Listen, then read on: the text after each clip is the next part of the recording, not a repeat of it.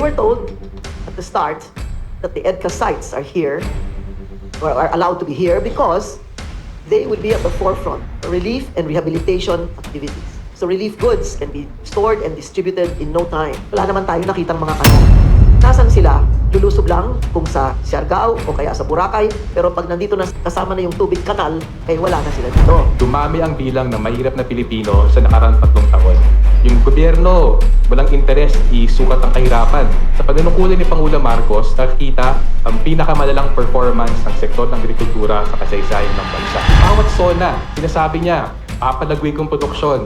0.2% lamang ang paglago ng agrikultura, quarterly average sa kanyang panunukulan, pinakamalala sa kasaysayan ng bansa.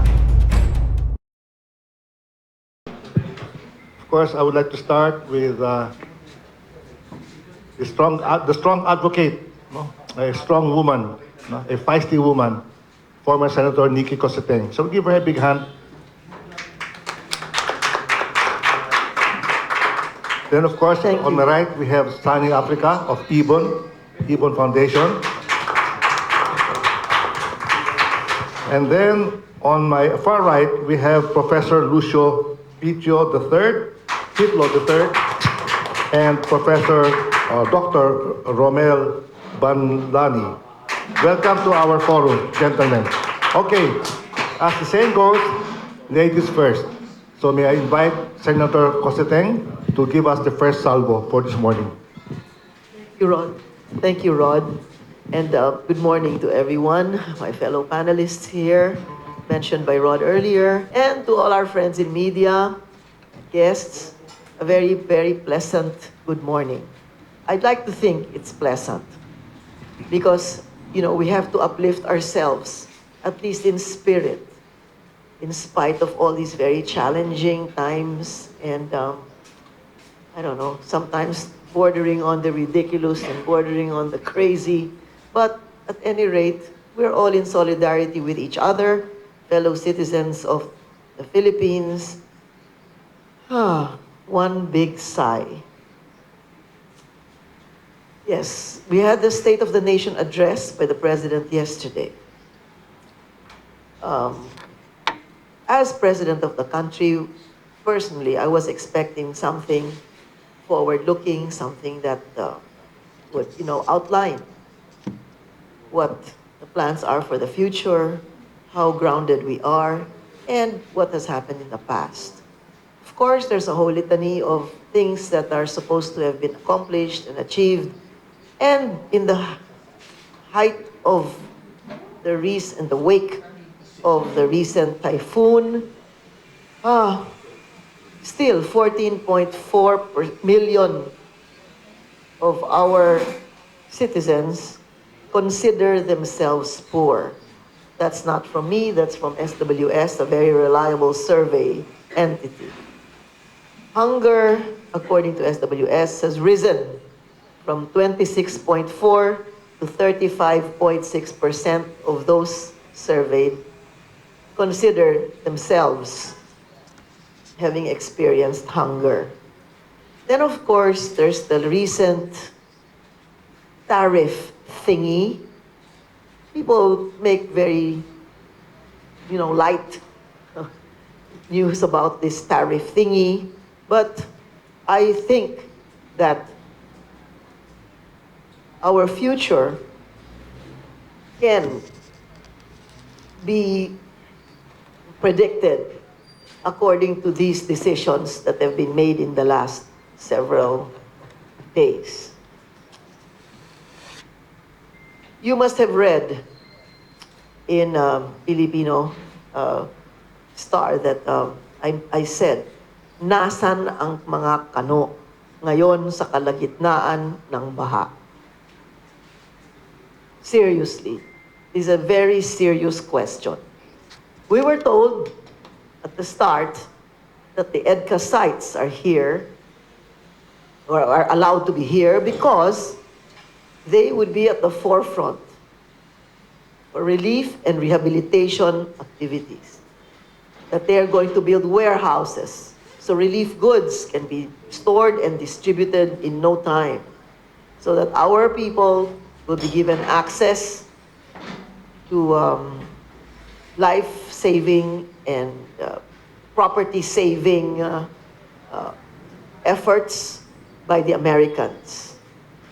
You know, we saw our people wading in neck-deep water, knee-deep water, waist-deep water, together with garbage, animal poo, and whatever else. Wala naman tayo nakitang mga kano. Nasaan sila? Lulusob lang kung sa Siargao o kaya sa Boracay, pero pag nandito na sa kasama na yung tubig kanal, eh wala na sila dito. Diba? So nasaan yung relief operations na yan? Na pupuntahan nila yung mga organisasyon din ng mga business organizations, civic organizations, individuals, makikipalimos na naman ng gobyerno para sabihin, oh, tumulong kayo, tumulong kayo. Na maraming mga nabahaan at ngayon umaasa pa rin sa kapwa natin mga Pilipino. So, then the sad news, our president was summoned to Washington. This is not a state visit. I'm not new to state visits. State visits are planned way months, sometimes years in advance. Hindi kinakalabit ka lang, hoy, punta ka rito. Ha? Secondly, I saw the indignity of what, unfortunately, the President of the Republic of the Philippines faced.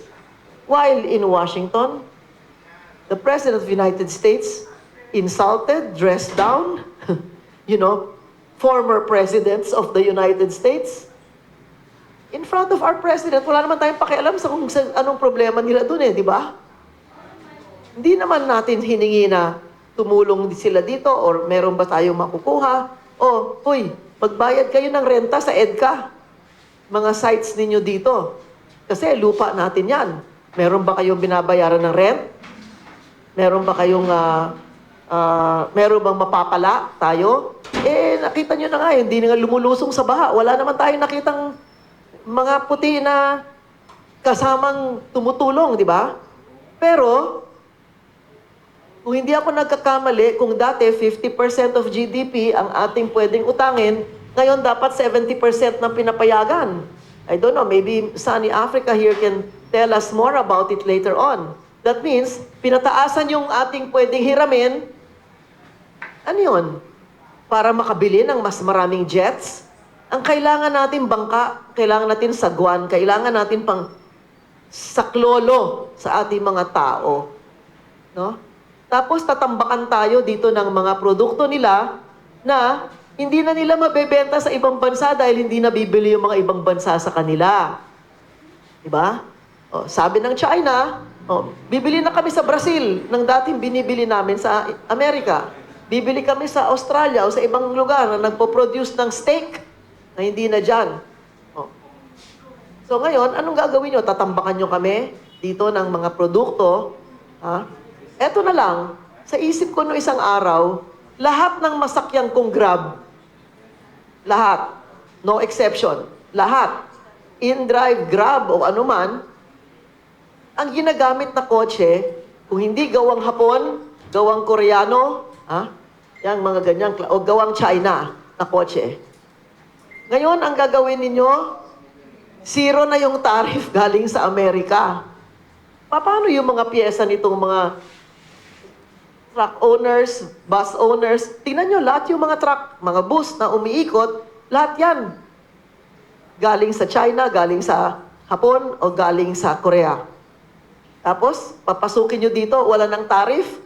Ibig sabihin, lahat sila kailangan bumili ng Ford o Chrysler. Wala nga bumibili niyan dahil sirain yung Toyota, sabihin ko sa inyo, hindi naman ako stockholder ng Toyota, pero yung Toyota, kahit saan tindahan, pwede ka bumili ng pyesa hanggang 20 anyos, 30 anyos, tumatakbo pa rin yung mga gawang Hapon o gawang Korea.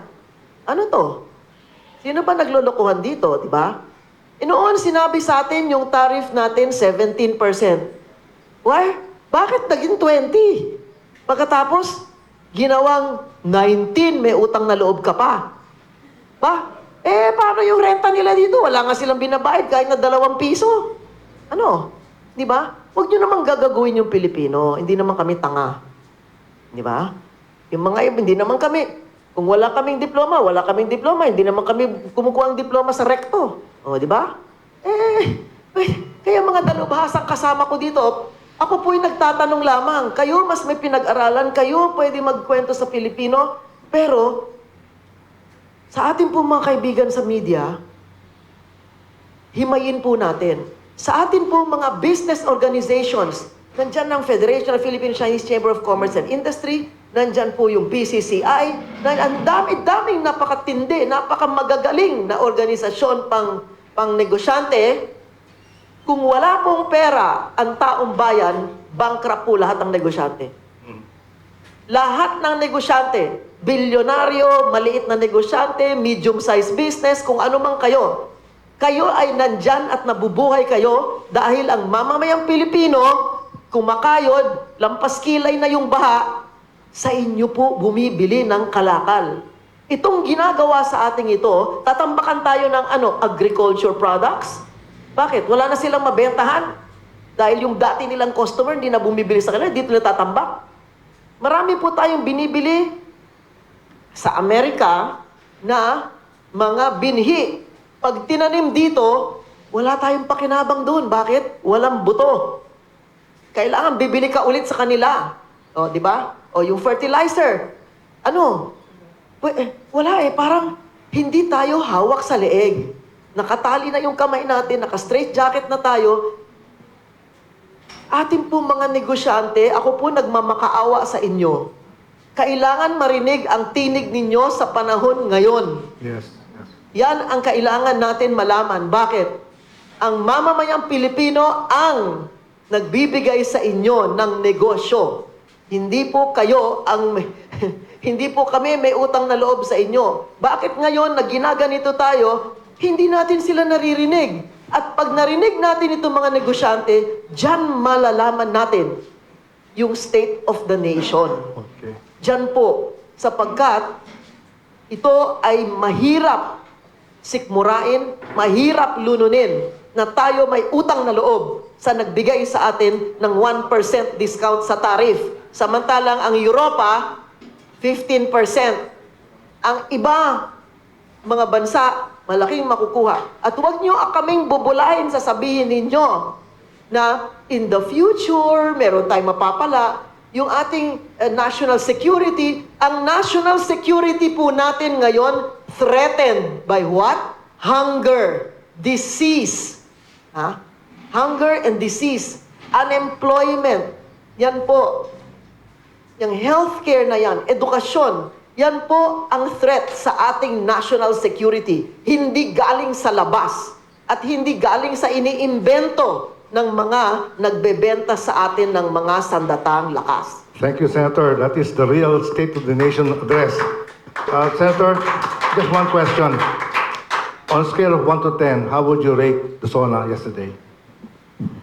I think I'm going to be generous and say 2. Okay, thank you. Well taken. Okay, I'm going to call now on Sunny, Africa. But before that, Sunny, explain to us, ano ba ang purpose ng SONA? What do we expect to hear from the SONA? Yun lang po, please. Magandang umaga sa atin lahat. Salamat sa pagdalo. Tulad niyo siguro, chiniga ko din pakinggan yung SONA ni Pangulong Marcos kahapon. Ano bang inaasahan sa kanya? Well, syempre, midterm na ni Pangulong Marcos, kaya napakahalaga actually. Syempre, 6 taon yung termino niya bilang midterm SONA. Ito na sana yung pagkakataon i-check, di ba? Ano ba yung performance kumpara dun sa tinakda niyang target sa umpisa ng kanyang panunungkulan. Tapos, pagpapatupad ng whether it's yung Philippine Development Plan o ng mga patakaran niya, i-check, nakukuha ba yung tinatamasa natin na pag-unlad sa nakararami, pag-angat sa buhay ng mayorya. So napakahalaga yung SONA sa pangkalahatan na maging tapat yung pamahalaan, ano ba yung tunay na kalagayan ng bansa. Pero particular kay Pangulong Marcos ngayon, dahil midterm niya, sobrang halaga sana para i-check kung nasaan siya para mag-adjust naman siya, di ba? Sa nalalabing 3 taon niya. Yan. So kung ganon sa amin, again, pinakinggan naman namin lahat. Ang pinaka-conclusion namin doon, nagkwento nga kami ni Senator Nicky kanina ng panandalian, ang conclusion namin, ano bang tawag sa hindi nagsasabi ng buong katotohanan? Kasi hindi naman maganda sabihin na nagsinungaling si Pangulo Marcos sa kanyang paglista ng mga di umunong accomplishments, mga natulungan at iba pa. So hindi naman namin sasabihin yon. Pero mahalaga actually naging kwentuhan namin ni Senator Nikki kanina eh. Ang pinaka-problema ng SONA ni Pangulo Marcos kahapon, hindi niya nilatag yung buong katotohanan. So kung ano man yung ikalalabas nun, well, malaki implication kasi presidente siya. Siya yung top political leader ng bansa. Siya yung nagtatakda, nagdidirehe ng lahat ng ating mga programa. Kaya kung paano niya binabalakas yung sitwasyon, ibig sabihin, yun ang magtatakda anong takbo ng ekonomiya, gobyerno natin sa darating na hindi 5 na taon, kundi sa huling 3 taon niya. Sa ganon, ang pinaka siguro limitasyon ng SONA na ang dami-daming sinabing ilan libo-libong binhi ang pinamigay, libo-libong sako, milyong-milyong magsasaka, mangisda na tulungan, libo-libong pamilya ang umangat sa kahirapan. Pagpalagay natin, may batayan si Pangulo Marcos para sabihin yon. Pero ang katotohanan, pinakamahalaga yung nalatag na katotohanan ni Senator Nikki. Ang kalagayan ng bansa, dumami ang bilang ng mahirap na Pilipino sa nakaraang 3 taon. Yung gobyerno, walang interes, isukat ang kahirapan. Kada 2 taon lamang yung sinusukat. Buti pa yung SWS, every quarter sinusukat niya. Batay sa SWS, lumaki ng nadagdagan ng halos 2 milyong mahirap na pamilya mula nung pumasok si Pangulo Marcos. 14.1 milyon kalahati ng pamilyang Pilipino ay nagkasabing mahirap sila ngayon. Mas malala pa, dumoble, kasi humigit pang dumoble ang nagugutom na pamilya. Nasa 5.6 million na ang nagugutom na pamilya ngayon. Humigit doble yan dun sa, I think about 2 million lamang ni Pangulo Marcos nung pumasok siya. So sa amin, kung may pinakamahalagang datos sana na pinagmulan ni Pangulo Marcos, yung realidad, dumami ang mahirap sa Pilipinas, dumaming nagutom ang pamilya sa Pilipinas, ibig sabihin, lumalim yung ating problema sa harap ng pinagmamalaking paglago ng ekonomiya. Kaya sa amin, simula pa lamang, medyo nagduda na kami sa ikalalaman din ng SONA kasi ang pambungad niya, magandang ekonomiya. Ang hirap-hirap isipin na sabihin mo, magandang ekonomiya batay sa investor confidence o yung mga statistika kung hindi naman nararamdaman sa pang-araw-araw. Pero, kung sa usapin ng laban sa statistika, meron ako isang statistika na never pa namin nadinig lumalabas sa media. Alam nyo ba, sa panunungkulan ni Pangulo Marcos, nakikita ang pinakamalalang performance ng sektor ng agrikultura sa kasaysayan ng bansa. Sa kanyang 3 taon ng panunungkulan, 0.2% lamang ang average quarterly growth ng sektor ng agrikultura. Kumpara ito kay Pangulong Duterte, 1.2%. Kumpara ito kay Pangulong Aquino, 2.1%. At lalo malayo kung ikumpara sa historical average na 3.6%. Ulitin ko, sa ilalim ng panunungkulan ni Pangulo Marcos, kahit na siya ay naging kalihim ng Department of Agriculture na 1 taon, kahit bawat SONA, sinasabi niya, papalagwi kong produksyon. Kahit na bawat SONA, magliliste siya ng libo-libo, milyong-milyong sako, fingerlings, pataba, binhi, 0.2% lamang ang paglago ng agrikultura, quarterly average sa kanyang panunungkulan, pinakamalala sa kasaysayan ng bansa. Kaya lumabas yung survey nung nakarang linggo, sinasabi ang problema ng mga Pilipino inflation. Ang nireklamo nila, particular, pagtaas ng presyo ng bilihin, pagtaas ng presyo ng pagkain. Hindi magreklamo yung mga karaniwang Pilipino sa nagmahal ang mamahaling kotse, kung nagmahal magbakasyon abroad, o nagmahal ang ticket ng eroplano. Ang nireklamo ng mga Pilipino, nagmamahal ang presyo ng bilihin, at nagmamahal ang presyo ng bilihin, lalo na ng pagkain, dahil sa harap ng sinasabing accomplishments ni Pangulo Marcos nitong nakarang SONA at yung previous na 2 SONA, sa una wala pang masabi kasi kaupo lang niya noon, bumagsak ang agrikultura sa pinakamalit na bahagi ng ekonomiya sa kasaysayan ng bansa. So para sa amin, magmumula lahat doon dapat yung pagsusuri, kumusta yung mga accomplishments ni Pangulo Marcos. Kung yung accomplishments ay barya-barya lamang, ang simpleng tawag dyan, PR gimmick. Kung sasabihin niya, merong 20 peso bigas, mismo siya nagsabi, humigit kumulang 4 hanggang 5 bilyong piso lamang ang sinasabi niyang budget para sa 20 peso na bigas na yan. Anong kahulugan nan? Kung pagbatayin natin ang sabi ng SWS na 5.6 million na pamilyang Pilipino ang nagugutom, anong aabutin ng 5 billion pesos? 3 linggong 20 pesong bigas sa 5.6 million na nagugutom na pamilyang Pilipino. Ano ibig sabihin yan? Huwag tayong masilo sa mga numero. Ilagay sa totoong konteksto, napakalawak, napakalayo ng problema. Ano man ang iulat na accomplishments ni Pangulong Marcos, hindi ko ito makalimutan and quote to, so forgive me for my language. Nung bata ako, tuwan-tuwa ako sa isang post ng kuya ko eh. Meron siya malaking poster, nakasulat, "If you can't dazzle them with brilliance, baffle them with bullshit." Pinapakinggan ko yung mga SONA na ang dami-dami sinasabing accomplishments, ang dami-dami sinasabing tulong na ibibigay, ang dami-daming pangako. Ang bottom line, sa ilalim ng panunungkulan ni Bongbong Marcos, dumaming mahirap, dumaming nagutom, hindi niya tinatanggap ang problema. Sinasabi niya, magandang ekonomiya. Tama si Senator Nikki, yan ang pinakamatindi, pinakamalalang national security problem namin. Last point po, idudugtong ko na rin dun sa usapin ng taripa.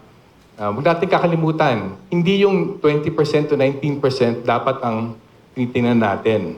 Tignan natin, dati, ang average na taripa ng Pilipinas sa US ay 6%. Ngayon ay 19% na. So sa Pilipinas, yung dating 6%, ginawang 19%. Sorry, yung taripa ng US sa Pilipinas.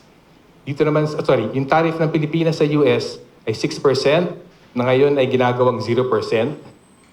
Sa US naman, yung dating taripa na 3% nila, ginawa ng 19%. Sorry, correct ko yung datos ko. Medyo naiinis kasi ako eh. Sorry po. Pero ang punto dyan, ang esensya na nangyari sa kasunduan na yan, ang pinakamalaking ekonomiya sa buong mundo, ang pinakamakapangyarihang bansa sa buong mundo, tinaasan ng proteksyon sa kanyang industriya. Sa kabilang banda, isa sa pinakamahirap na bansa sa buong mundo, yung Pilipinas. Nasa bottom 1/3 tayo ng bansa sa buong mundo in terms of GDP per capita. Sa kabilang banda, isa sa pinakamahirap na bansa sa buong mundo, binukas yung ating ekonomiya sa pinakamalakas na ekonomiya sa buong mundo. Kung may magsasabi na hindi yan tagibang, hindi ko naman sabi nagmumula yung ganong klase ng pagsusuri. Pero, huling point, wala pang totoong kasunduan. Kasi sa tanging pagkakataon na nagsamin dalawang presidente, ang sinabi rin nila may kasunduan, pero walang detalye. Paano nilabas yung detalye? Nag-SOCMED tweet si Pangulong Trump, 0 tariffs sa US products, open economy. Bawi si Pangulong Marcos sa kanyang mga Secretary of Agriculture. Hindi. Sa kotse lamang yan, protektado para may agriculture products. Ang problema, he said, she said eh. Kung talagang may kasunduan na, ba't hanggang ngayon, walang simpleng joint statement, ito ang napagkasunduan namin. At delikado yan kasi, bully yung US.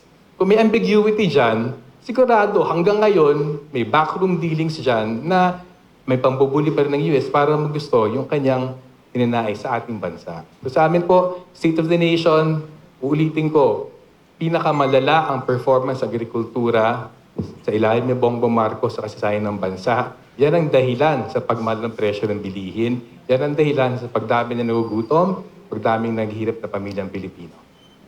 Thank you, Sunny. So quickly lang, on a scale of 1 to 10, anong grade mo? Sorry po, hindi ako maging mabait, iwawan ko po siya. Sorry po.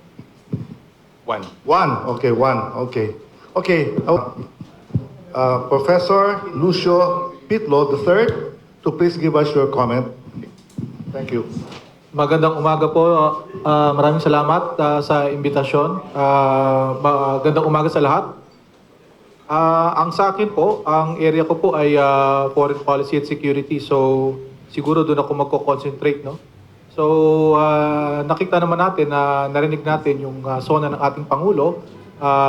Meron siyang mga nabanggit na yung mga basic issues, no? Like gaya ng healthcare, yung sa PhilHealth, yung tinaasan yung coverage ng PhilHealth, yung zero balance billing para sa yung mga pasyente, yung infrastructure, no, nagbigay siya ng ilan, gaya nitong Bataan-Cavite Bridge na parang kung di ako nagkakamali, ngayong taon o sa susunod na taon matatapos. No? Yun, na may recognition ng mga problema ng ating bansa at syempre nagbigay din siya ng ilan ng mga hakbang na gagawin ng kanyang pamahalaan, ng kanyang administrasyon sa yung remaining na 3 taon ng kanyang termino. Doon sa security at foreign policy, nabanggit niya naman na yung suporta sa pagpapalakas ng ating kapulisan at sandatahang lakas para i-secure yung ating kapuluan nandun, no? Yung mga security partnerships, no?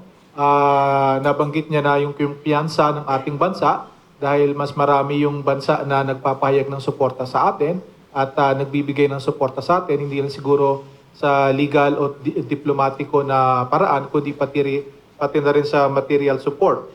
Although, gaya ng nabanggit ni Senator Cositeng, yung concern about yung equality ng relationship pagdating sa aspeto na yon. Nabanggit niya yung dictum na narinig na rin man natin sa dating administrasyon, yung friend to all and enemy to none, pagdating sa patakarang panlabas, no? Ang sa akin lang siguro, medyo nakulangan ako, gaya na rin ng nabanggit ni Senator Cositeng at Dr. Africa, pagdating dun sa economic partnerships, no? Kasi alam naman natin na talagang nagbabago na yung mundo ng kalakalan, ng ekonomiya, at siguro dapat itinatanong din natin kung gaano tayo kahanda doon sa pagresponde dito sa this is a global geopolitical, geoeconomic development na malaki yung magiging epekto sa ekonomiya, sa prosperidad, at sa seguridad ng ating bansa. Nagagaling lang ng ating Pangulo sa Estados Unidos, no, kung saan siya nga ang kauna-unahang head of state ng ASEAN na nakipagpulong kay Pangulong Trump. So malaki yung expectation, no? Bago siya pumunta doon, bago siya tumulak ng Washington, ilan sa mga forecast nagsasabi na yung 20% na tariffs na ginawang 19%, yung 17 initially nung April, no, ginawang 20%. Bago siya tumulak doon, ilan sa mga forecast nagsasabi na kayang ibaba na hanggang 10% yung tariff na yon, yung baseline tariff, no. Ito yung similar tariff na ipinataw ng Estados Unidos sa Singapore, no. So leveraging yung alliance natin sa Estados Unidos at the fact na hindi naman talaga tayo kilalang transshipment hub, no, ng mga goods, no. Ito yung isa sa concern ng Estados Unidos, no. Particular na halimbawa sa mga bansa gaya ng Vietnam, na nag-i-import ng maraming inputs mula sa China, ina-assemble sa Vietnam. Yung iba, transshipment talaga, no? Pinapalitan lang from made in China to made in Vietnam. And then, ini-export sa Estados Unidos. Hindi tayo kilala sa larangan na yan. So, kaya marami nga nagsasabi, no, na yun nga, forecast ng financial services firms gaya ng Nomura at ng Fitch Solutions, yung kanilang research unit na pangalan ay BMI, ang forecast ay kaya hanggang 10%. Pero alam naman natin yung naging resulta ng pagpupulong, ang naibigay sa atin ay 1% lang. Yun nga, ang ating Pangulo, kauna-unahang ASEAN Head of State na nakapagpulong under the second Trump administration. Yung mga ibang kapitbahay natin, gaya ng Indonesia at Vietnam, nakakuha ng malalaking tariff discount nang hindi kinakailangan magpadala ng kanilang top leader doon sa Washington para makipagpulong kay Pangulong Trump, no? So yung optics at tsaka yung resulta siguro very underwhelming, no? Syempre para sa atin nakikita natin na yung unraveling ng global trade regime, no? So yung WTO, yung dispute settlement mechanisms mukhang talagang hindi na talaga siya halos ginagamit. Ang nangyayari ngayon, no, tariff war, tapos nagre-reply yung kabila, tariff war din, no. So dahil ang ekonomiya natin maliit kumpara sa mga dambuhalang ekonomiya gaya ng Estados Unidos at China, magiging disadvantageous sa atin kung magre-reply tayo by imposing tariffs din, no. So siguro yun nga ang tanong sa atin, kung pinapalakas natin yung ating mga security partnerships, nag-i-invest din ba tayo ng same attention, same resources, same time, same bandwidth when it comes to economic partnerships na mahalaga para sa mga small and of course middle income countries like us, no? Sa ASEAN, no, yung ASEAN 5, no, tayo na lang doon sa ASEAN 5 maliban doon sa Singapore, yung hindi pa umaabot doon sa upper middle income threshold. No?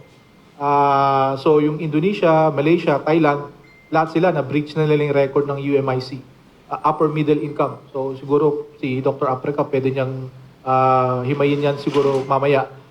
Tayo, hindi pa natin, baka daw sa susunod na taon. Pero titingnan natin, ano ang magiging epekto nitong tariff na to? Madadrag niya ba yung ating trajectory, yung ating growth target next year? Kasi so far, no, ang isa sa may mga pag-aaral na, yung Nomura halimbawa, yung isang Japanese na investment firm, no, ang sabi niya, merong 0.4% reduction sa ating GDP on account of direct trade losses because of higher duties imposed by the US. Ito ngang trade deal, no? Kasi ang Estados Unidos po, isa sa pinakamalaking merkado natin. So, pag mas malaking taripa, syempre, tagilid ang ating exports. At syempre, more than that, ang concern din natin, ano yung mga sektor o industriya sa atin na maapektuhan nitong trade agreement na ito. Gaya na nabanggit ni Dr. Africa, yung hype, yung announcement nandun. Pero yung detalye mukhang inaayos pa. No? So, tingnan natin, meron ba magkakaroon ba ng mga sectoral tariff exemptions?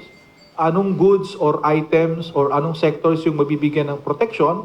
At magkakaroon ba ng different schedule ng tariff doon sa mga sectors na mahalaga ang Estados Unidos para sa atin? Halimbawa, yung semiconductors at electronics yun. Yan yung class of goods na malaki ang in-export natin sa US market. So tingnan natin kung ano ang gagawin ng ating negotiating team para i-ensure na yung ating interest ay mapoprotektahan.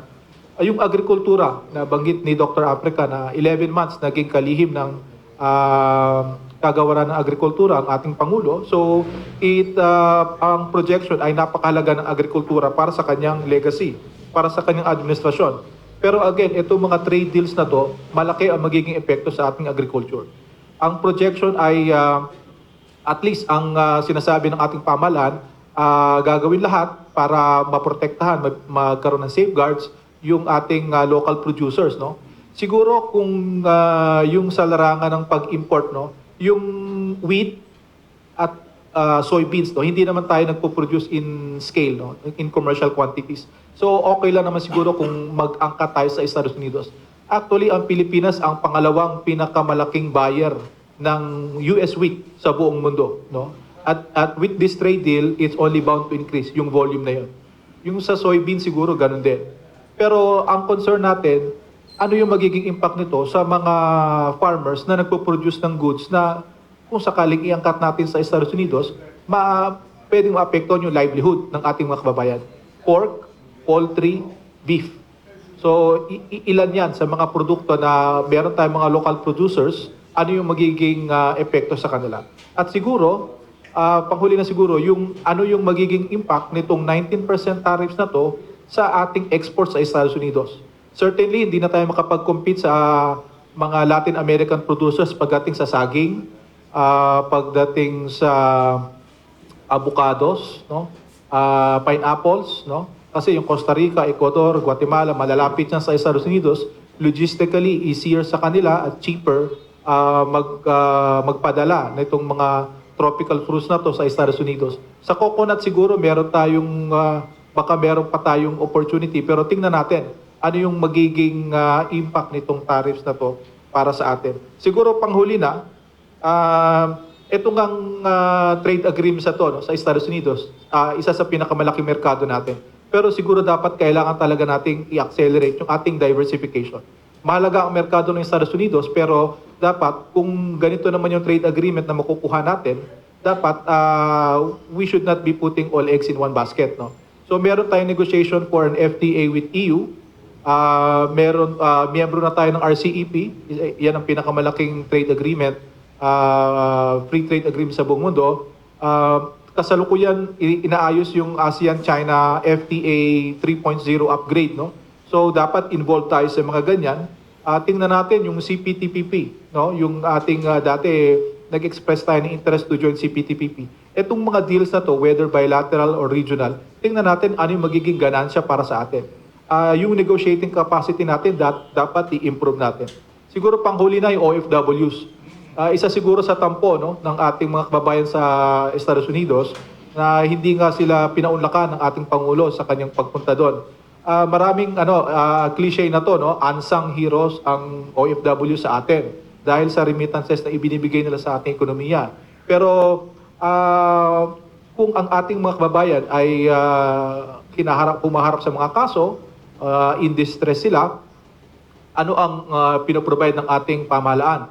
Nabanggit ni Pangulong Marcos sa kanyang SONA kahapon, yung legal assistance na binibigay at yung clemency na in-extend ng ilan sa mga bansa sa Gulf area, sa Middle East, no? Gaya ng Kuwait, Qatar, UAE, para nga bigyan, palayain yung ating mga kababayan na in conflict with the law, no? Pero doon sa US, alam naman natin to, public knowledge, yung concern ng because of the immigration crackdown, no? At maliban doon, yung concern na ma-deport ka doon sa third state na wala kang kamag-anak, wala kang kilalang kaibigan, na-raise ba ito ng ating Pangulo nung kanyang meeting kay Pangulong Trump? So, dahil nga dito sa crackdown na to, malaki yung magiging epekto nito sa potentially, no, sa remittances na maaring manggagaling ng Estados Unidos papunta sa atin. So, tingnan natin yung space na to rin siguro. Maraming salamat.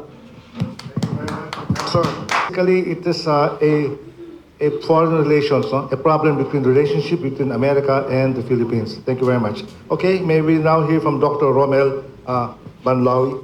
Yeah, magandang umaga po sa inyong lahat. Sumasang-ayon ako sa lahat ng observation ng previous three speakers. Nakinig po ako ng gusto sa kanilang mga sinabi at lahat po ay sinasang-ayunan ko yung kanilang mga observations. At para naman po sa akin, gusto ko pong ipakita sa inyo yung talagang kalagayan ng ating bansa, yung the sad state of the Filipino nation. Talaga pong nakakalungkot po talaga dahil sa State of the Nation ng ating Pangulo ay nakita ko po na bagamat marami siyang binabanggit na mga datos, ay karamihan po sa mga datos na nabanggit niya ay marami pong inaccuracies.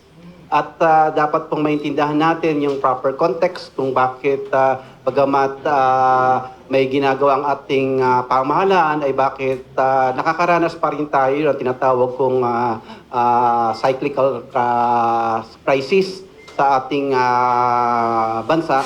At kaya, pero meron po akong isang bahagi ng kanyang State of the Nation na nagustuhan ko. At yun po ay hihimay-himayin ko ng gusto kung bakit napakahalaga yun na sabi niya na yun. Next slide. Ito yung sinasabi niya, mahiya naman kayo. Nagagalit siya, mahiya naman kayo.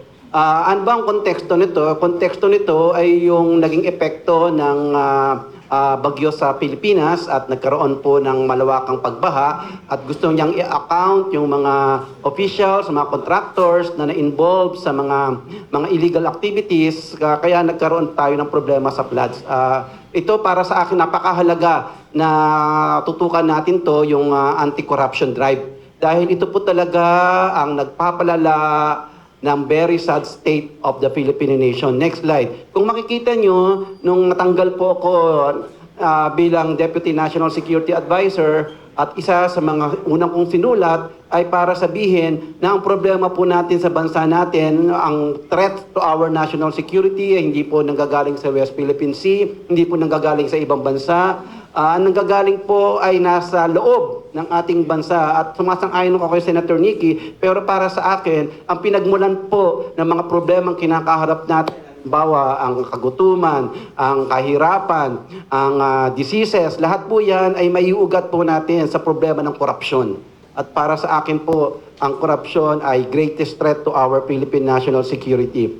Next slide. At ito po ang dinabanggit ng ating Pangulo na patuloy po tayong mga karanas ng mga problemang nababanggit niya kung hindi natin i-curb yung corruption. Kasi po, ang corruption, they remain pervasive and systemic challenge in the Philippines, affecting governance, economic development, and even social equity. Ito po pinakamagandang tututukan po natin, effective ba yung governance natin? Meron ba tayong economic development? Meron bang social equity? Sa mga tao po dito, kung kulang po kayo ng pagmahal, naghahanap po kayo ng pagmamahal, pumunta lang po kayo sa palengke. Doon po, marami pong nagmamahal.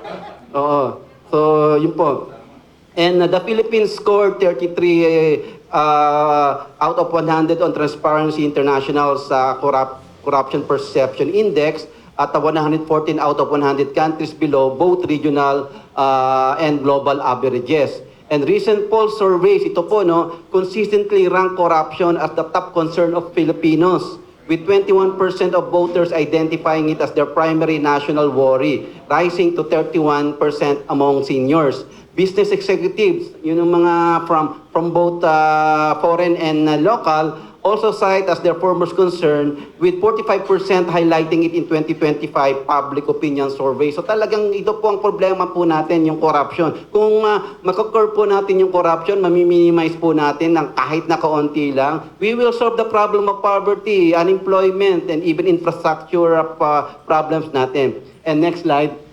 The Philippines has faced challenges in implementing anti-corruption laws with prolonged delays in prosecuting corruption cases and perception of impunity for officials accused of corruption and even human rights abuses. Kaya ito, tututukan ko si Presidente talaga kung gaano siya ka-truthful sa kanyang sinabi sa State of the Nation na papanagutin niya yung mga taong responsable sa flood control program po natin. And according to the U.S. State Department report, the government has not effectively implemented laws to punish corruption by public officials. So mismong kaalyado na natin na nagsabi na disappointed sa ating anti-corruption performance. And anti-corruption measures para po sa akin require sustained political will. Hindi lamang to pang State of the Nation address, kailangan po ng sustained political will in order to reform bureaucratic institutions. Naku, kailangan po natin ng bureaucratic reforms.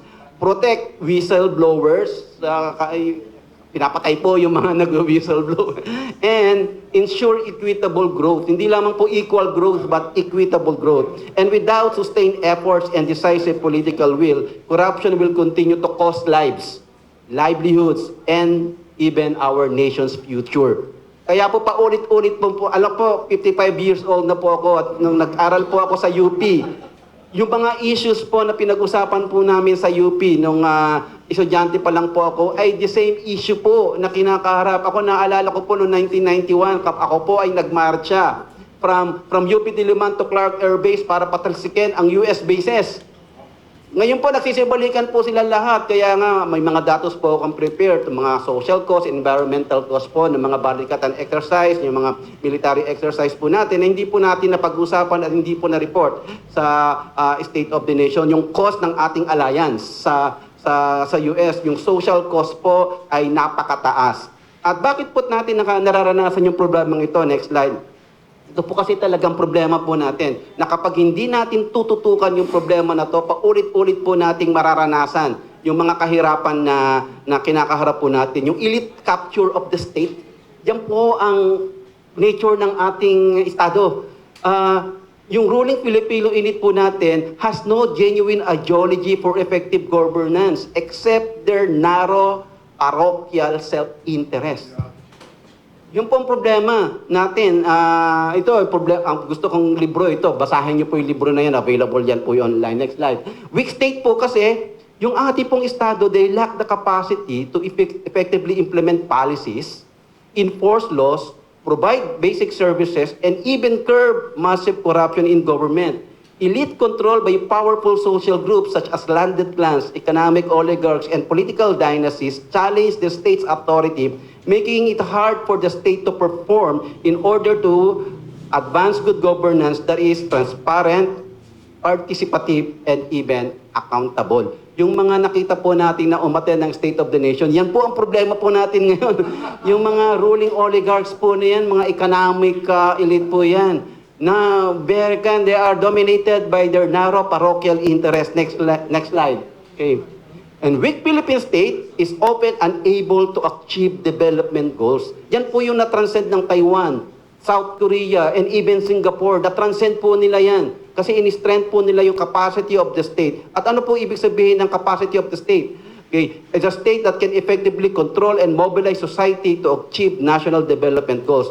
A strong state is led by ruling elite leaders who are able to insulate themselves from the narrow and parochial interest of their own class. Ang problema po, karamihan po ngayon sa mga state leaders po ngayon natin ay they prioritize their narrow, parochial, selfish, egoistic interest at the expense of the interest of the Filipino people. Next slide, ito po. Ito pong libro na po ito, sinulat ko po siya noong 2010. Nireflect ko bakit naging target tayo ng terrorism and other insurgency threats sa Pilipinas. At yun po, nakita ko po dito, sabi ko, sinulat ko po ito noong 2010. Parang pag bumili kayo ng libro ngayon, lahat ng mga arguments ko ay parang current pa rin. Kaya nga sabi sa akin ng publisher kung pwede ko siyang i-amend for a reissue at yun po ang ginagawa ko ngayon. Next slide. Ito po ngayon nangyayari, we have a weak state, right? At because of the weak state, we are now facing the problem of what I call failing Filipino nation. Nagpe-fail po tayo. Kaya ito favorite ko libro. Magbasa po kayo ng libro para matutunan po natin yung Why Nations Fail. Why nations fail? Bakit nag-fail ang nation? Ito po ang sinasabi ng libro na po yan. Selfish and egoistic elite perpetuates extractive institutions. Yung institutions po natin, napaka-extractive. Yung mga nabanggit po na Pangulo natin sa State of the Nation na commissions, SOPs, mga kickbacks, yan po, very extractive po yung institutions natin. Alam ko po yun kasi ako, may maliit din po akong negosyo, may maliit din po akong farm. Yan po ang problema po natin, ang daming gustong kumita. And this prevents citizens to participate and benefit from economic activities. Entitled elite privileges, fellow elites, entitled elite privileges, fellow elites, exacerbating poverty, where the rich gets richer and the poor gets poor. Alam ni Sani to. Kaya nga, ako, reflection ko po to, college pa, pinag-usapan na namin to. Ngayon, still relevant in our current times. Next slide. Ito po, meron pong hope po tayo. But countries with inclusive, rather than extractive political and economic institutions are the ones that succeed and survive and prosper over the long term. Yan po ay pinag-aralan po yan ng libro na to, Why Nations Fail and Why Nations Rise. Yan po. And last note, ito po yung aking sinusulat ngayon na libro, Philippine Security in the Age of Artificial Intelligence, Weak State, Failing Nations. Yan po yung reflection ko of my 35 years of academic experiences reflecting on our current situations. Thank you very much for your attention. Thank you very much, Doctor. Thank you very much. Okay. I'll give now the floor to the media, no? Because this is all about them. Now, question lang before I give it to them. One answer lang, ha? And no need to explain. What do you think is the greatest failure of BBM? Up from the dulo hanggang kay Africa. The greatest failure, single greatest failure of BBM. Pa sila. Ako number one, Okay. excessive pro-American. Isa lang. Excessive pro-Americanism. sa atin. Pro-American, okay. Hindi lang pro-American, excessive. Excessive. Pro-Americanism. Okay. Thank you. Professor?